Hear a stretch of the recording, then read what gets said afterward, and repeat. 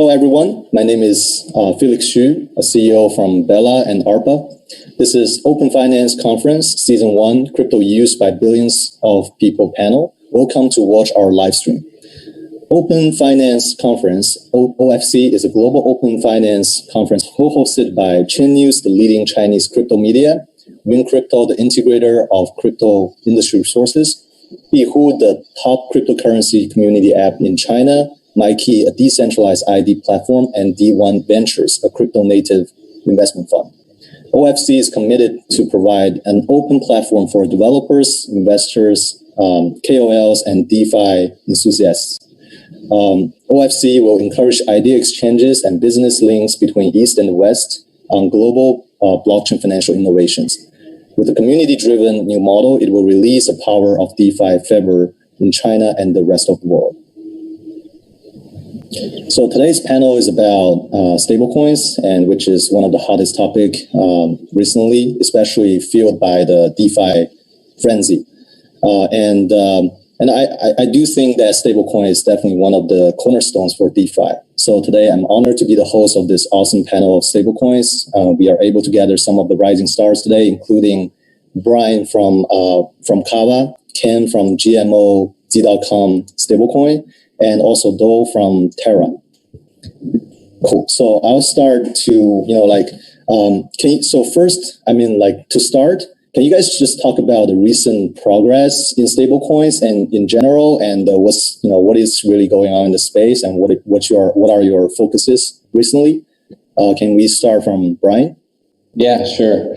I think the most interesting thing in the stablecoin space is just historically, stablecoins like USDT have really correlated with Bitcoin activity, whether it's Bitcoin trading or Bitcoin adoption. You can kind of see USDT's growth along with BTC's growth. But starting in 2020, particularly because of the advent of DeFi, the correlation is like broken. And now when you see stablecoin growth, it's almost going entirely into DeFi and not necessarily going into Bitcoin activity.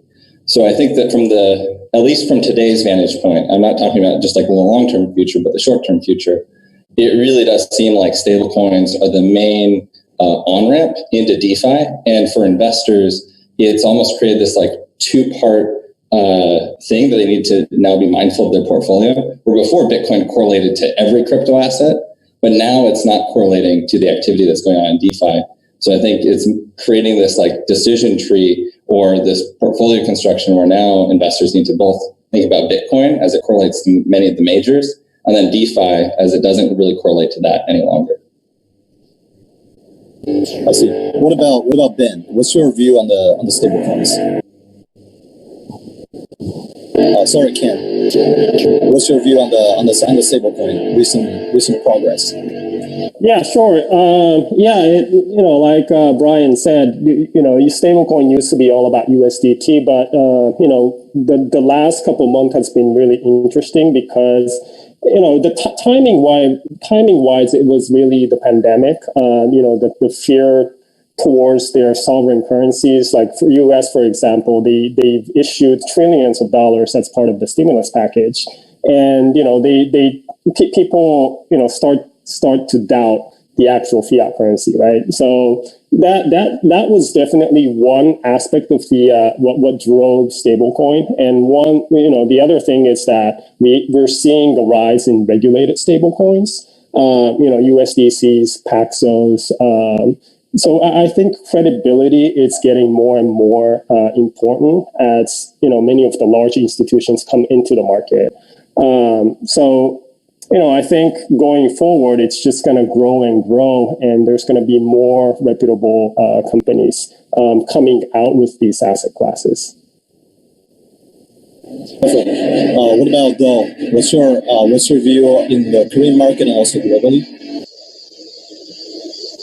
Yeah, so I think in 2017 and 18, we had a lot of stablecoins that was more or less passive byproducts to different types of activities. So like Tether, for instance, was born out of a need to hedge against Bitcoin volatility on exchanges. And then with Maker, for instance, it was sort of, the stablecoins weren't the main point of that project. It was sort of a byproduct to the main point, which is the ability to leverage on things like Ether.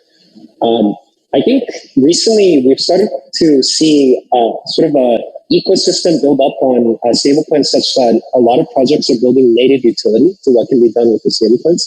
So, for example, a lot of DeFi projects are using stablecoins as something to which people can commit capital to on AMMs,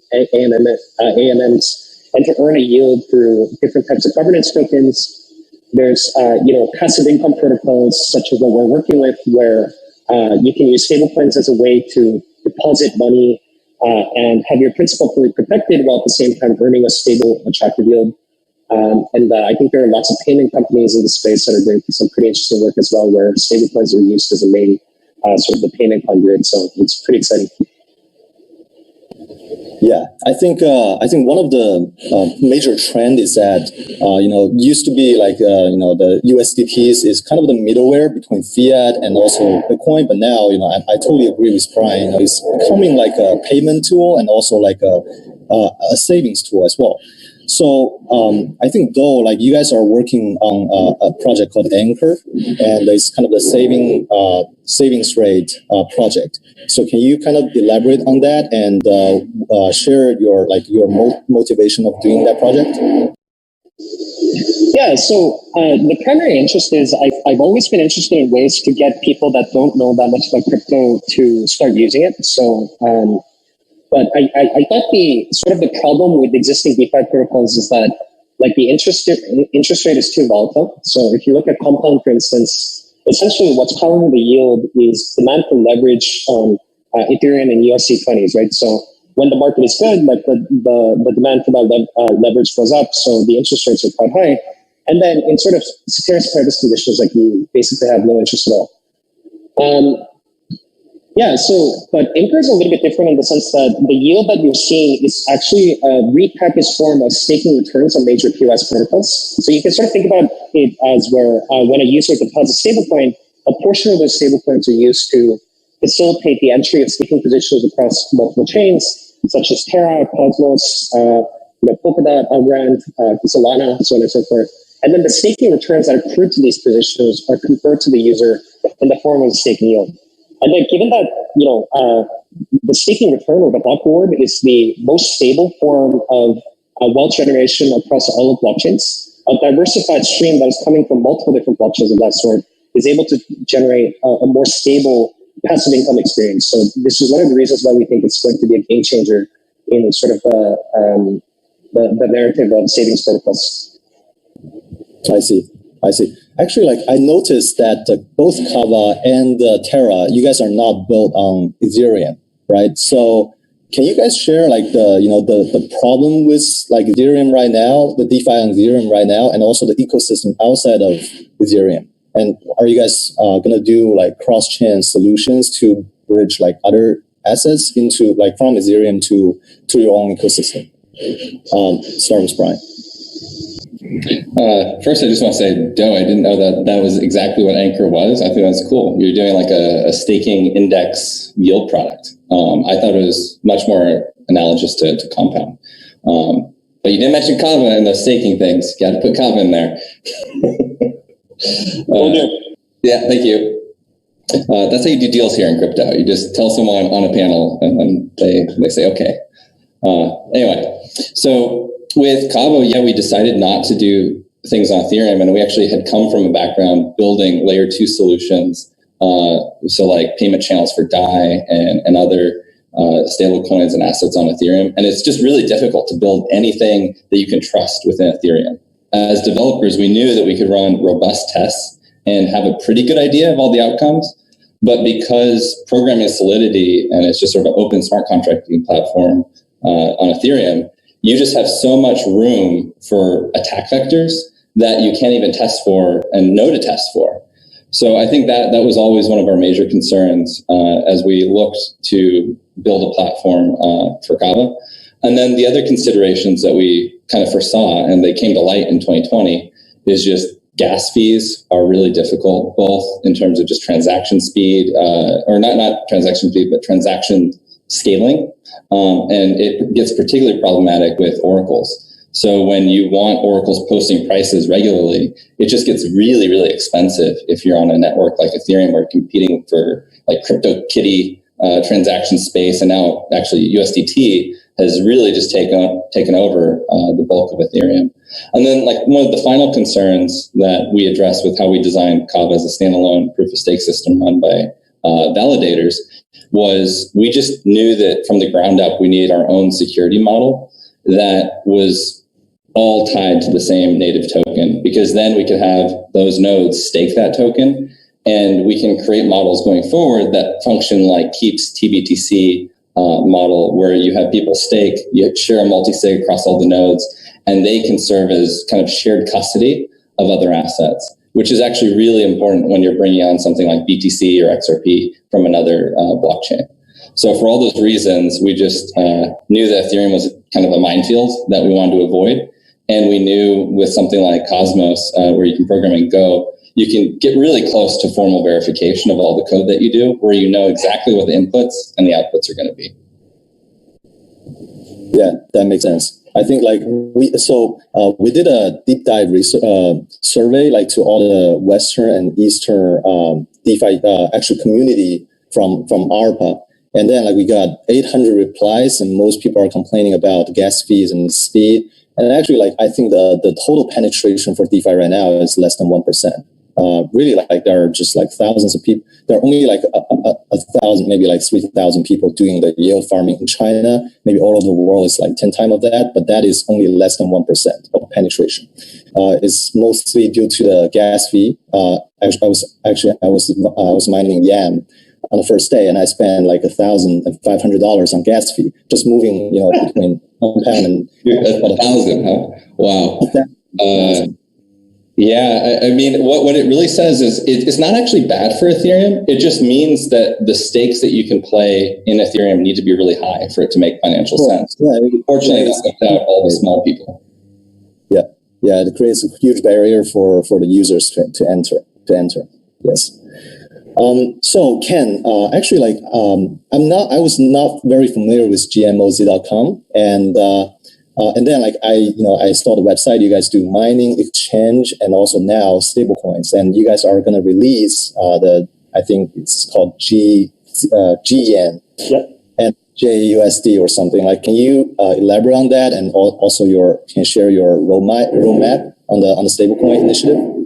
Sure. So we've been working on this project for over a year and a half now, with the intention of launching this from New York instead of from Japan, where our headquarters is based. And we're currently in the final application process with the New York Department of Financial Services to get approved on the limited purpose trust charter. So this is basically the same setup that's Gemini and Paxos. So we anticipate approval within the next few weeks. So we're bringing to the market the first regulated JPY-backed stablecoin, along with a trusted US dollar-backed stablecoin called ZUSD. So it probably makes sense to provide a little bit of background on who we are. So GMO Internet Group.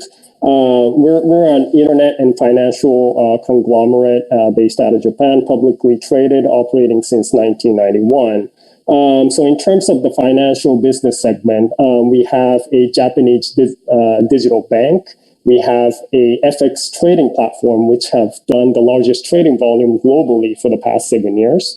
And we also have a regulated crypto exchange, Bitcoin mining operations, and also the largest payment gateway business in Japan. So that all being said, we have a vision of seamlessly integrating our stablecoin to our existing businesses as part of our mid to long-term strategy. This of course includes utilizing stablecoin to move money around between the 140 group companies that we have. I think JPY stablecoin is particularly interesting because the USD JPY FX trading pair has the second largest volume globally, and our FX arm alone settles about $1 trillion on a monthly basis. So this could be an interesting opportunity for many crypto exchanges because they can easily offer USD JPY trade pair utilizing stablecoins. And I'm already hearing from a few of the credible exchanges trying to capture these audiences. Immediate use cases, I think there's going to be, obviously the settlement and cross-border remittance associated with the digital asset trading activities. There's still a lot of traders, institutional and retail, capturing arbitrage opportunities between, different exchanges across the globe.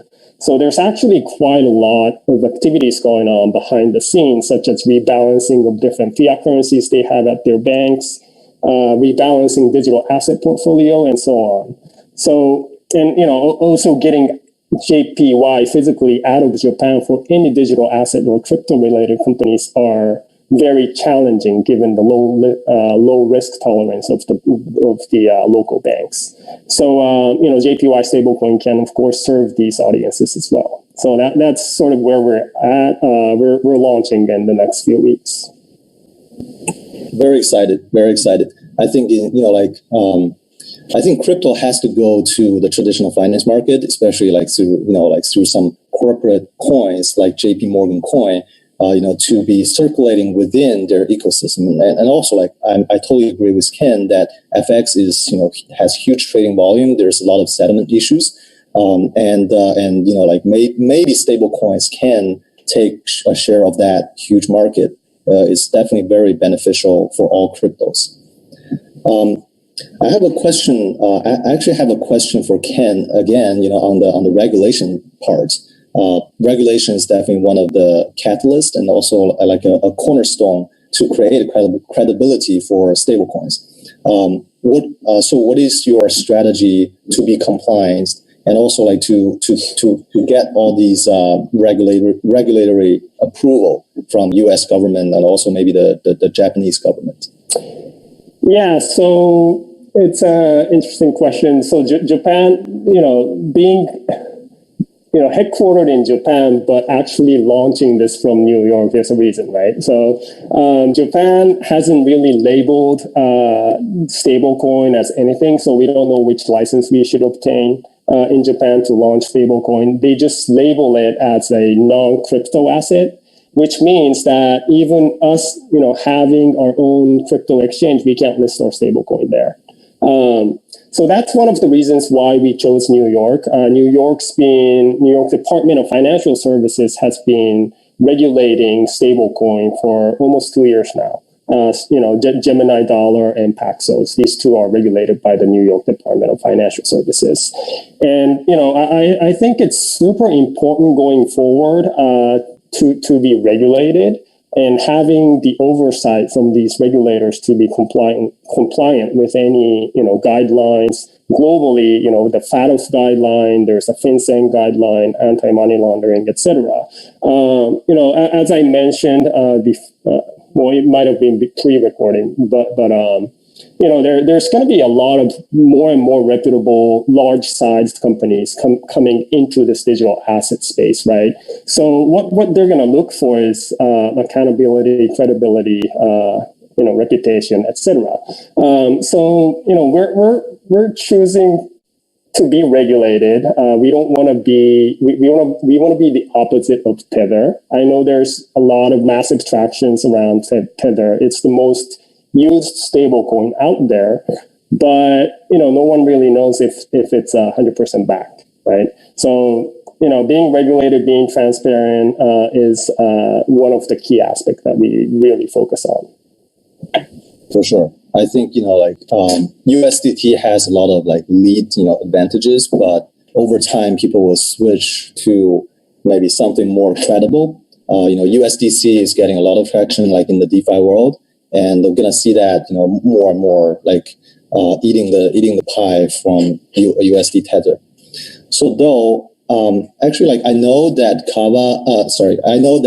Terra has one of the highest transaction volume among all blockchains. You guys do payments through the app Chai, and you guys do discount for all the people who use Terra as a payment form. So can you share your go-to-market strategy? And also in the future, are you going to focus more on the payments or on the savings? Yeah, so to talk about our numbers a little bit, so today we run about 3 different payment companies that run on the Terra protocols. So one of them is a e-wallet that we launched in Korea. It's called Chai. So it's currently integrated with 35 of the nation's largest retailers, ranging from general purpose e-commerce to hospitality to game points and online groceries.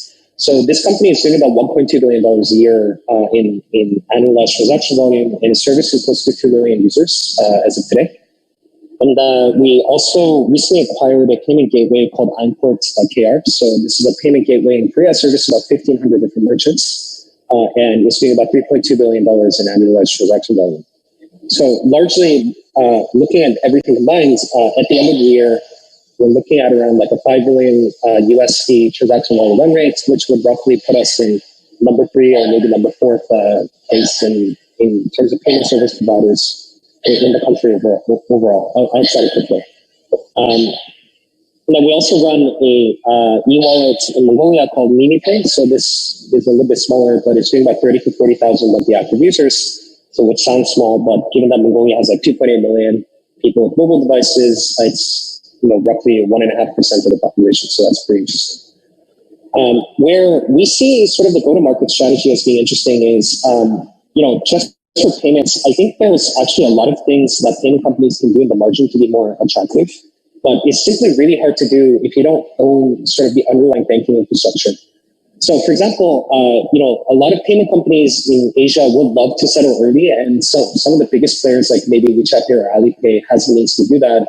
But most of the other players rely on underlying banking or a settlement infrastructure to be able to move funds around, which means that from a settlement time perspective, it's impossible to get times down from like a matter of days to a matter of hours, which could be really important if you're working with a lot of, let's say, mom and pop shops or like cab drivers. So sort of like a long tail of service providers that has to suffer cost whenever they deal with digital payments. So for example, if I'm a cab driver, I don't have the luxury of waiting 5 days for the sale of 1 day to be settled to me, because I need that money right away to be able to buy fuel and like food for my family immediately.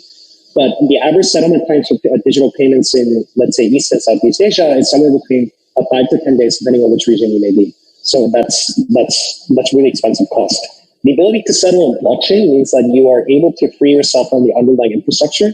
And then, so for example, on Terra, the average block time is around 6.1 seconds. So that means that we're able to settle to our merchants and service providers at that higher velocity. So that's really attractive.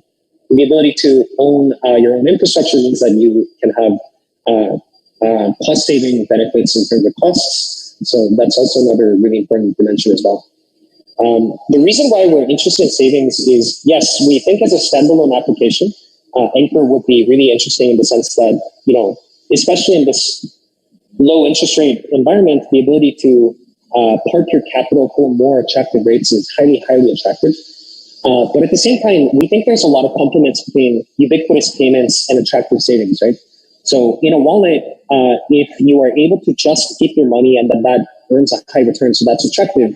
But it's even more attractive if you're able to connect it to, a lot of different merchants so that you can buy anything that you want through the service. So it results in increases in engagement and retention metrics, and that's one of the things that we're really excited by that synergy. I see. Yeah. So actually, let's switch from like the payment and also like regulation to the more fun stuff. Recently, like DeFi is definitely getting a lot of tractions. Like the total value logged increased, I think, like 600% from like 2 months ago. So actually, it's mostly driven by DEX and also some like DeFi protocols. But so what do you guys think of the next step for the DeFi ecosystem? Maybe start with Brian.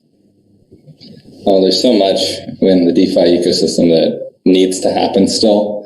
But it is incredible to see that this time last year there was about $1 billion locked, and now it's over $6 billion. So the growth is really incredible.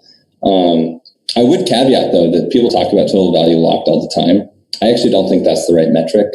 I think that people really should be paying attention to kind of users. Yes, there's capital in, But if it's all just capital being washed back and forth for the sake of fictitious yield farming yields, it's not really showing what DeFi is producing. While it's good for like the investor and them trying to capture returns, it's not really showcasing that these products are being used for their actual intended use case. They're very much in like the early days of what like Uber and Airbnb did, where they subsidized both the demand side and the supply side. And it's kind of like if you were to go around and sell everybody, hey, I will, if you pay $1, I'll give you $2. It's like people are going to do that all day. Doesn't mean the business scales very well. And I think DeFi is in that state right now. So the measurements that we should be looking at are kind of what are the fees that the platforms are taking, what is actually the revenue, and you can look at like on a discounted cash flow basis. Maker, it's very clear. Kava, it's very clear. It's like what is the amount burned. On the other platforms, it's not so clear. But really, we should be looking at those kind of metrics to see, okay, is this platform growing in terms of its business value? Because everything else is sort of fluff on top. It doesn't mean that the fluff isn't valuable, but it does mean that that's sort of the metric of sustainability as we go forward. So that's an important thing to watch out for. I think the other thing that's quite important for people as they're like looking at the space is what are those catalysts that are really going to unlock an even larger wave into the space? And I think the biggest one is just like Bitcoin. Whatever platform can unlock, kind of liquidity mining and incentives around Bitcoin and unlock the use case of DeFi for Bitcoin, that is going to be great for the industry as a whole, great for the DeFi industry, but also great for whatever dApp or blockchain can really do that. And I think it's still up in the air what platforms are going to do that really well, just because the user experience for Bitcoin in any sort of cross-chain transaction is just very difficult. And that's why Bitcoin lending has only really taken off in CeFi, because Bitcoin's already on those platforms and they don't need to wait 25 minutes just to do a transaction. But I think more and more, as things go forward, that's really going to be the key thing that's going to kick things off to a whole another degree. And then, of course, just stablecoins again drives kind of all the excitement in DeFi. And I think as kind of Ken pointed out, there's a huge opportunity for FX, especially with products now like 50x leverage, perpetual swaps, and other things that are kind of unique to crypto. The more that FX can get involved, or the market can also sort of speculate and gamble on FX, I think the overall industry will grow tremendously from that as well. Of course. So what about Ken? What's your view on the next step for DeFi? Yeah, so I don't run a DeFi, so I can just speak from my experience. I'm not even sure what's driving this DeFi. Is it the ratio between the retail customers versus the institutional customers? I would assume it's mostly driven by the retailers, right? No, not really. Well, the only data I can give you is that most of the excitement right now in the crypto industry is not coming from new customers. Right. That is what I think is consensus right now. It's not new flowing in just yet, although it's starting. Yeah. And there's the fully decentralized interest-bearing products, but there's also a centralized lending platform such as BlockFi, Celsius, Galaxy, right, which many institutions rely on. And they're both getting massive tractions. I see that, and I think they both have issues of their own. Part of it, just the credibility of the protocol itself, or the companies behind those services. But I think most importantly, the market size is not quite big enough for a large institution to really participate and be 100% comfortable parking millions of dollars just to gain higher interest rates.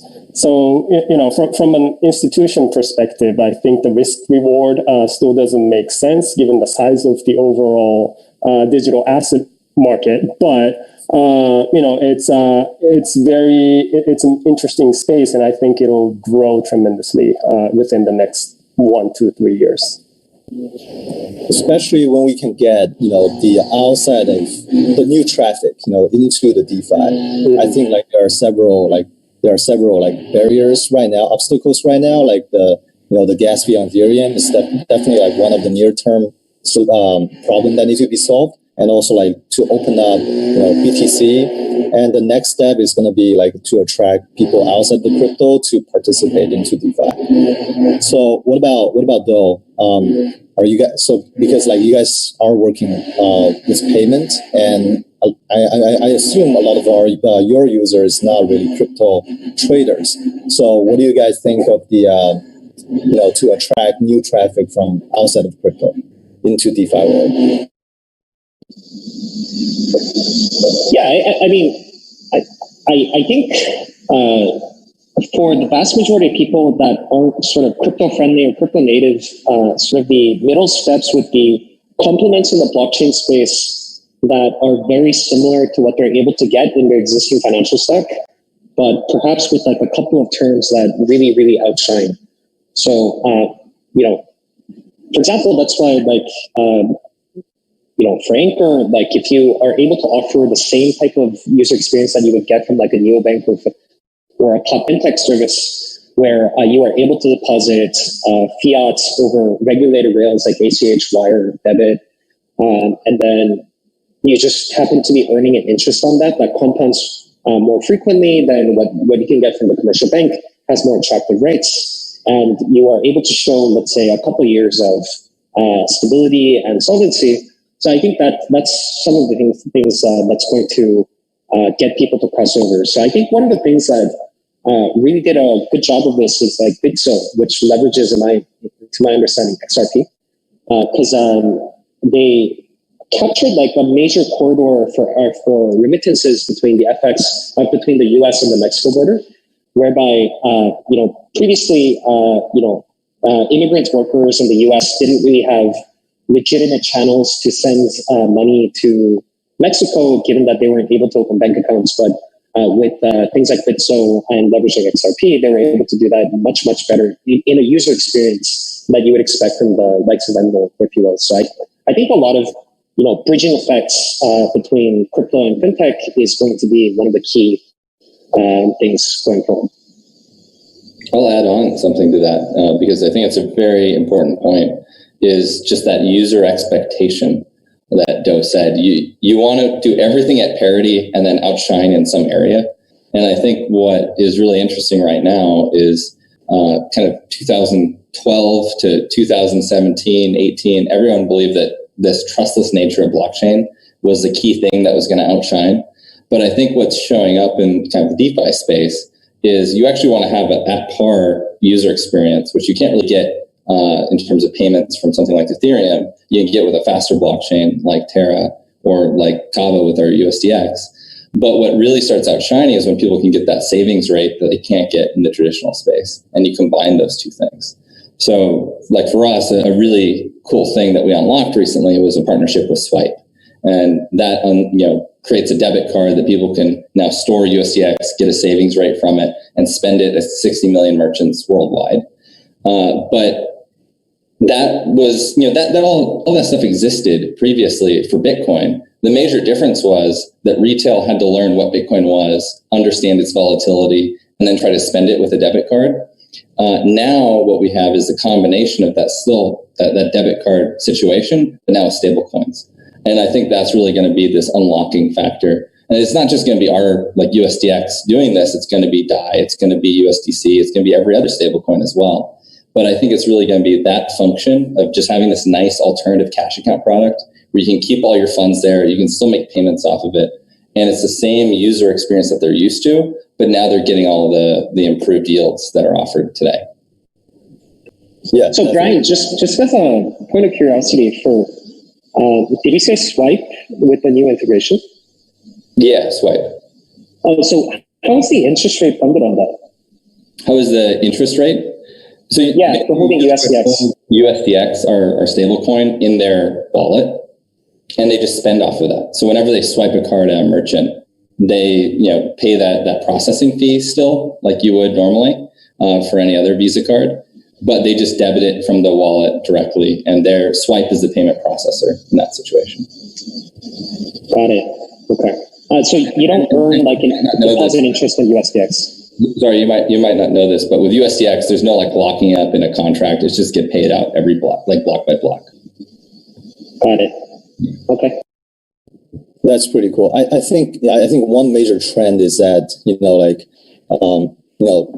stablecoins are becoming a savings tool, especially like if you consider it, there are two. I think there are two aspects. The first aspect is like the lending rate in crypto is in nature higher than in other economy because of the credit cycle is shorter, more volatile. And the second is the rise of DEX. If you provide liquidities on curve, you can actually share the profit that they earn like in their fees, right? So it's similar to share the profit of exchange, which is not possible at the moment at CEX. So I think like in the long term, DeFi can sustain maybe like a 20% interest rate. If you become like a liquidity provider, and if you assume that their smart contract is legit, is safe, right? So I think I agree to Ken that most of the participants right now are still the retails. They are looking for high yield from the platform token and also from the fee sharing, but this might still not be risk adjusted reward to institutional investors. So I think like the next question will be like, what's your view on the stablecoin market cap? How much is it going to grow in the next 5 years? Just say something about the numbers, maybe do some predictions. Yeah, maybe start from Ken. Yeah, I mean it's hard to throw out a specific number, but I would say five years from now it could hit a couple $100 billion. But this is under an assumption of everything from equities to real estate to precious metals, etc., moving to digital, which I believe in, and it can be, it could be significantly more than $100 or $200 billion. There's I think there's a debate of the CBDC, the central bank digital currency. So if CBDC really takes off, and my assumption is that for CBDC to take off, they really have to work with the private sector. And there could be a world where stable coins issued by private companies like ourselves are pegged to the CBDC. From a distribution perspective, it really makes sense, right? So the government, primarily the central banks, only serves the private banks, and they, none of the fintech companies have direct access to the central bank, right? So if the central bank or the government is open to giving access to more fintech companies, and there's some opportunities for CBDC and private sector to work together, this stablecoin market can, go as high as, trillions maybe. That's my job. Well, I mean, like the simple proxy is like, just in terms of trading, like it seems as though Tether and different stablecoins are taking more and more market share based on that. So, but like that's always going to be a function of, let's say, Bitcoin's market cap, right? So, and I think that side of the stablecoin growth is going to be more or less linear. I think given that a lot of stablecoins that are being used for leverage, like for example, DAI, and some of the other ones that are being used, I think that has potential to increase in sort of an uncorrelated fashion from BTC. It depends on how the leverage market develops. So it's quite possible that this stablecoin market could grow, much faster than the trading pair use cases like Tether. So it's hard to put a specific number on that, like Ken said, but I think that side of the market could grow really well. And I think that the last one is sort of the application-based stablecoins, where it's being used for use cases like payments and other things like that. And I think that's more dependent on what types of players pop up in the future and how existing players grow. So I'll refrain from issuing a number, but I think it's going to grow a lot from here. So, Brian, can you share your view? Yeah, you always have an eloquent way of saying things. I think to Ken's point, a lot of what will dictate this, at least on the BTC and trading and the stablecoins that are directly involved with that, will be a function of, well, one, BTC's market cap, but also just underlying collateral available to issue things. All the stablecoins in like the DAI space and Kava's USDX, in that stablecoin realm that aren't just fiat backed, that's all just going to be heavily related to sort of collateral in the lending market that Doe mentioned. So that's going to be a big function.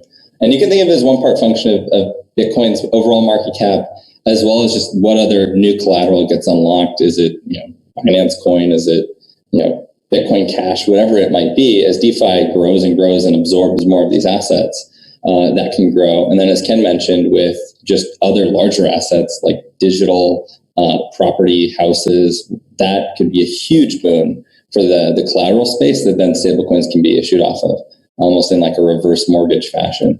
But kind of jury's out on that pretty hard. It's pretty hard to speculate on what that number is. But I could easily see that stablecoin market being like 50% of BTC and kind of compete for dominance, sort of 1-to-1 there in the future. And then on the CBDC part, that's really just, that's a whole different game, completely unrelated, but would be massive for the crypto space and I think the world if we had that. And it could be in the trillions if that's the case. Yeah, I think there are like several aspects. Maybe like the one is trading related as a medium of exchange, and the second is more and more people are like saving in stable coins form instead of like saving in the fiat form. So that will also create a lot of new market cap for stable coins. So there are actually several types of stable coins, like maybe like like similar to DAI. And the USDX, you need collaterals from crypto, and there are like some centralized issuers like Tether and USDC Circle, and there are also some elastic supply like Ampleforce, so like social experiment. Maybe can you guys share about your view on the three types and what is gonna grow the fastest and what are the pros and cons? Maybe let's start with Ken again. Sure. We're obviously issuing the fiat-backed stablecoin, so I'm leaning more towards fiat-backed stablecoin. Just this is pretty straightforward, right? So $1 is one, USDC or ZUSD, whatever it is. So it's easy to understand, even for a digital asset or crypto savvy people, they can easily relate to it, right? So whereas, when there's other collaterals, it makes it more difficult. But, I think in terms of programmable money, there's always a developer that's looking for a unique way to implement a new asset class into their ecosystem. So I think from a developer perspective, I think, either fiat collateralized or, other asset collateralized, it doesn't really matter. They'll use whatever they want to use. And, if there's an API or a source code that's available to those developers, it's really up to them. So I think any stable coin can gain tractions easily by, depending on the go-to-market strategy and how they communicate with their customers. Cool. Joel, can you share your opinion? Maybe honestly, honestly, I don't think people care like how the stablecoin works when they buy it. I think it's just a question of availability. So I think like people don't care that Tether is probably under collateralized, like insofar as it's trading on par and it's listed in lots of different exchanges. And like from my experience, like talking to lots of people that are trading crypto, they actually don't know that DAI is different from Tether at all. Like some people don't know that it's like a stablecoin, and for some of the other ones that they do, I mean, like they know that it's like pegged to the dollar, but they have no idea that it has like a over collateralization like Ether and other types of collateral. So that's just not something that the marketplace even cares about very much. I think in terms of which stablecoins get adopted the fastest, I think it's going to be a function of, where, in what platforms can you win the fastest integrations for the user demographic that you're interested in getting. So for the traders, probably, Tether, and I think to a limited degree, maybe USDC has already won some parts of that battle. Maybe that's going to continue, maybe that's going to stop. But in terms of like other use cases like DeFi and other things like that, I think Kava's doing a really good job. Maker is doing an excellent job. But I think there's just fragmented user demographics and user bases, and I think it's just a question of catering to who your customers are. What about Brian? I probably have an unpopular opinion here, but I actually think that fiat-backed stablecoins and crypto-backed stablecoins, while there's different trade-offs, to Do's point, they're roughly the same, and they're both, for better or worse, they have different properties. So with fiat-backed stablecoins, the cash that the bank is holding or the trust is holding is probably fractionally reserved at that bank, and while it is one for one, it's like the bank or whoever's offering that service might not be solvent, and that's a risk, but it's regulatory risk. Then on the cryptocurrency side of things, you might back DAI or USDX with your cryptocurrency, and it's over collateralized, so you're good on that side. But if there was a liquidation or an auction to happen as prices move of that collateral, there's market solvency risk there that the auctions could fail, like we saw with Maker in March. So there's just different types of risk. There's technical risk, there's regulatory and solvency risk on the business side of things for banks. I actually believe in the future, the best approach is going to be a basket of different collateral, and it'll be a range of both fiat currencies and cryptocurrencies. You want to have the paradigm to be over collateralized in nature because it's the safest for solvency, but it needs to be of a quality of collateral that can be sold off in the market. And the more you can diversify that basket, the less you're going to run into those solvency issues. So I think that's likely where all these systems are going to head on the crypto-backed stablecoins like DAI and USDX in the long run. In the short run, it's all going to be crypto, of course.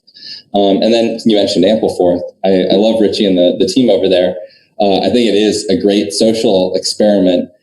And I knew right out the gates that thing was not a stablecoin. That is like the funnest Ponzi scheme you can play in both ways.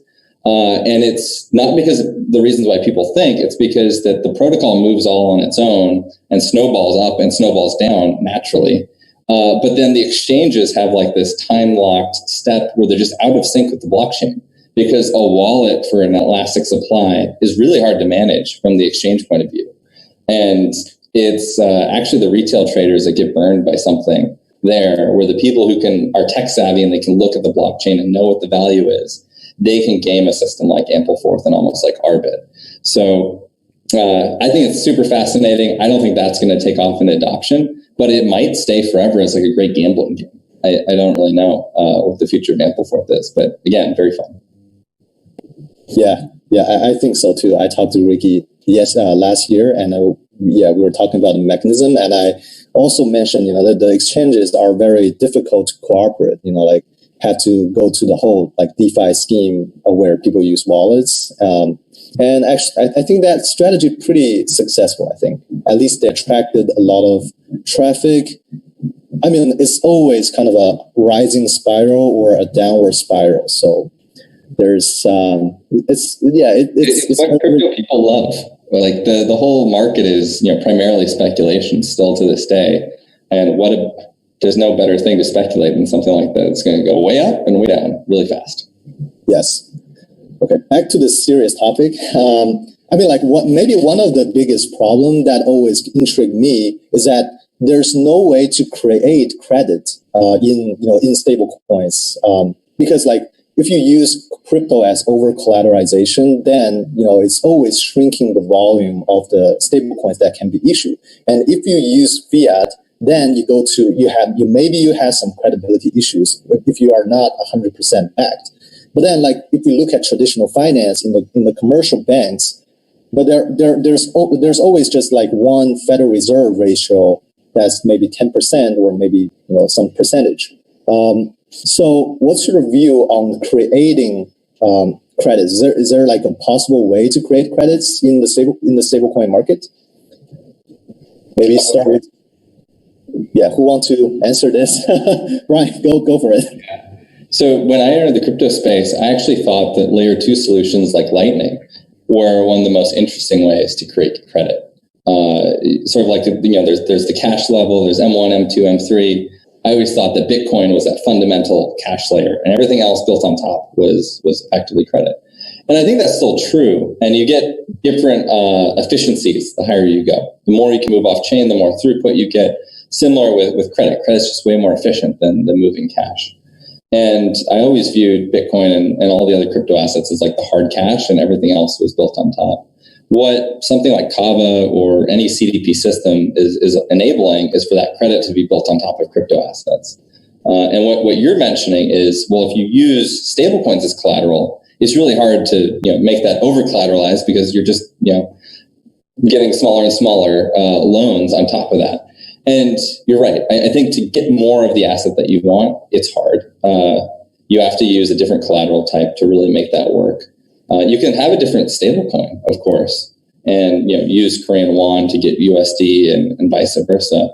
You can get effective leverage as well, as if you nest the loans over and over and get more and more. So you get more exposure to dollars, but you can't use it necessarily to buy a home. You'll never have that much collateral available to you at any given point. And I think that's something that's going to get addressed pretty quickly. And just an example of how derivatives get built on top of stablecoins, you can take a stablecoin, whatever it is, between two parties, have it locked up in payment channels, and you can use an Oracle price feed for them to effectively bet on who is going to appreciate in value more. So let's say one says BTC to USD goes up, and then the other one says BTC to USD goes down.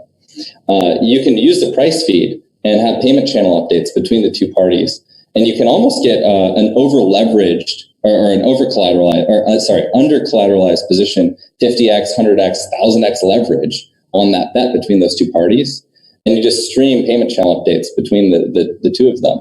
The problem there, though, is that the upside is capped. The upside is capped to how much value is locked at the start on how much those two parties have locked together. So if there's only $1 million locked between the two, there would only be $1 million in total gains, and then the payment channels would close and the bet would be over. So I do think there are chances for very high leverage, very strong derivative products to be built on top of stablecoins. But to your point, I think the jury is still out in terms of just getting that much extra capital to do a large purchase. That's going to be a difficult one to solve. Maybe can you share your view?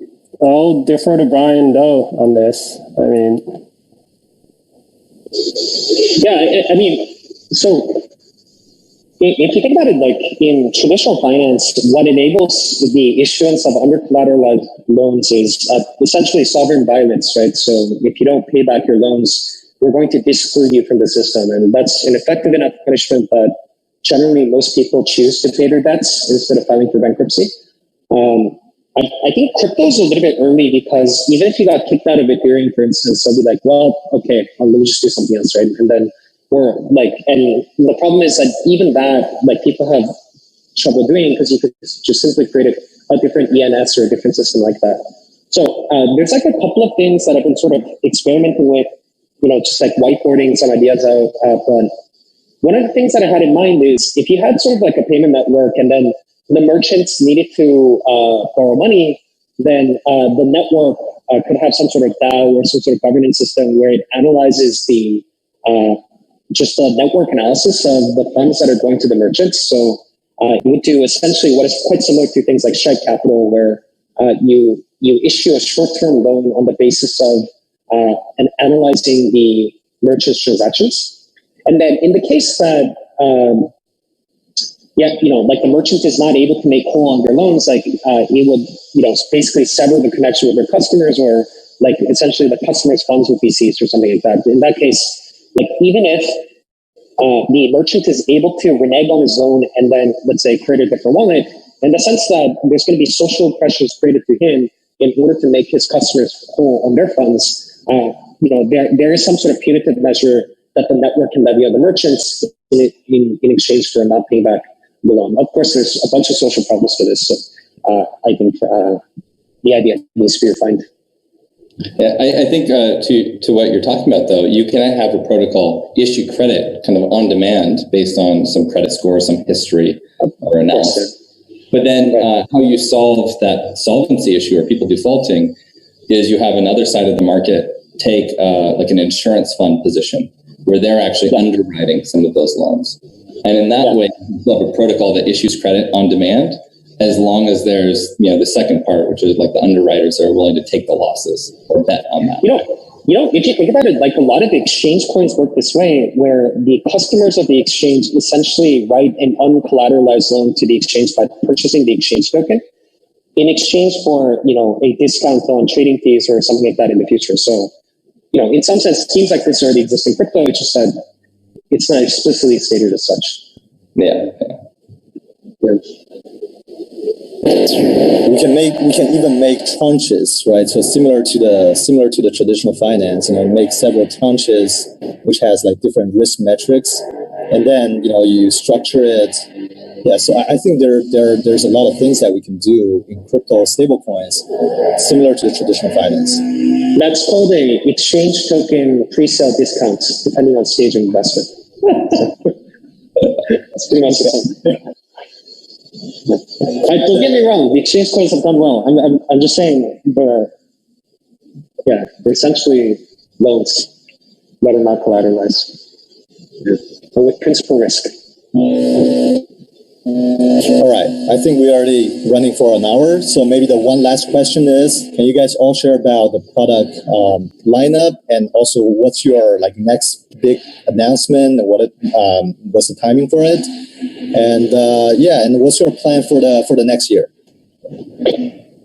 Yeah, maybe we can start with Ken. We'll defer this question again. I'll answer for Ken.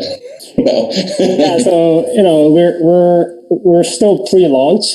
We will be coming out to the market with the first regulated Japanese yen backed stablecoin, along with the US dollar backed stablecoin. We have sort of a phased approach in the use cases. There's the obvious trading opportunities to the internal use cases, to sort of like a stable token as a service type of services, where we'll be the platform and technology provider to issue tokens that, anyone can basically issue tokens that are backed by some sort of a collateral. So that's the phased approach we're looking at right now. And, this will happen in a very fast pace within the 6 month to a year period post-launch.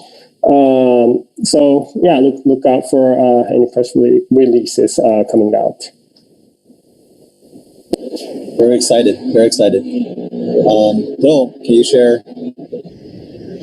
Yeah, so some of the things that we're doing is, before the Terra blockchain just had a feature to issue and stabilize stablecoins. So whereas it was really interesting to use it for to use these stablecoins for payments and different types of things. I think with our upcoming upgrade at the end of September or early October called Columbus 4, we're adding smart contracts to the platform. So you are able to write in a permissionless fashion any sort of systems or smart contracts that you would like to add in a permissionless way.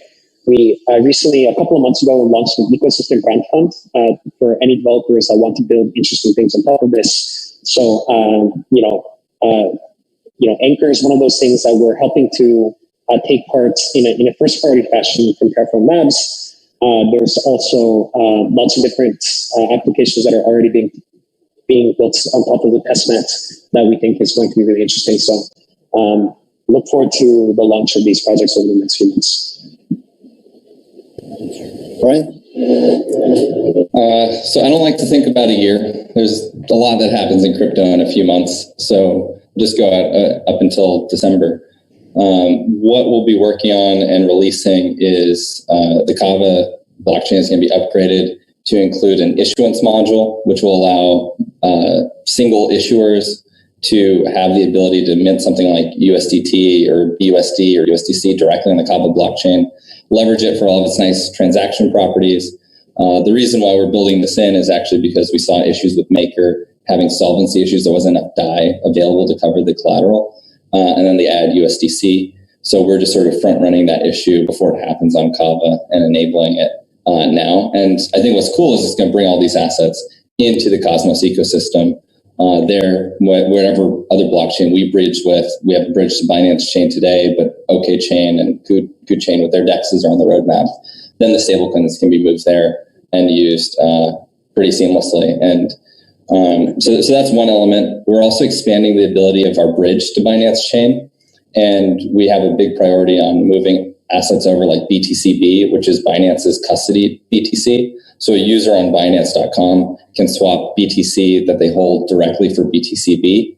And then they can then move BTCB directly to Kava so it can be used.